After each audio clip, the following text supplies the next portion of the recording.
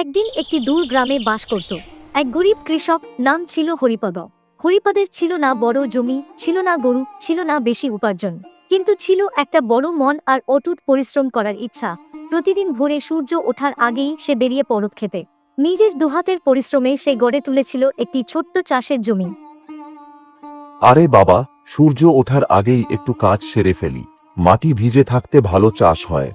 আরে হরিপদ, এত সকালে আবার কাজে নেমে পড়েছিস? বউ তোকে কিছু বলে না? নিতাই ভাই, সময় তো কারো জন্য বসে থাকে না। এখন যত বেশি কাজ করব, ভবিষ্যতে তত ভালো খাবার জুটবে। তুই এসব কষ্ট করে কি পাবি? দেখ না আমরা কেমন মজায় আছি। সকালে ঘুম, বিকেলে গল্প। গ্রামের অনেকে হরিপদকে নিয়ে হাসাহাসি করত। কেউ বলতো সে পাগল, কেউ বলতো দরিদ্র হয়েই থাকবে চিরকাল। কিন্তু হরিপদ জানত সময় আর পরিশ্রমের কোনো বিকল্প নেই। এই হরি, সারাদিন কাজ করিস, একটু বিশ্রাম নে, শরীর খারাপ হয়ে যাবে তো। কমলা, যদি আজ পরিশ্রম না করি, কাল কষ্টে থাকতে হবে। আমি চাই আমাদের ছেলেমেয়েরা অন্তত ভালোভাবে খাক। তুই ঠিক বলিস, আমি তোর পাশে আছি সব সময়। দিন যায়, মাস যায়, হরিপদ তার খেতে আলু, চাল, ডাল, শাক সবজি সবকিছু যত্ন করে ফলাত।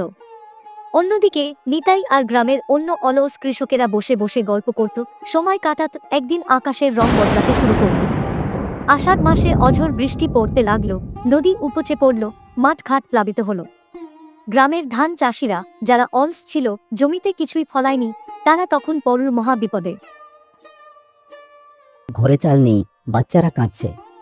আমি কি করব রে শিলা? তুই যদি হরিপদের মতো একটু পরিশ্রম করতি, আজ না হয় এতটা কষ্টে পড়তে হতো না। ভুল করেছি রে, বড় ভুল।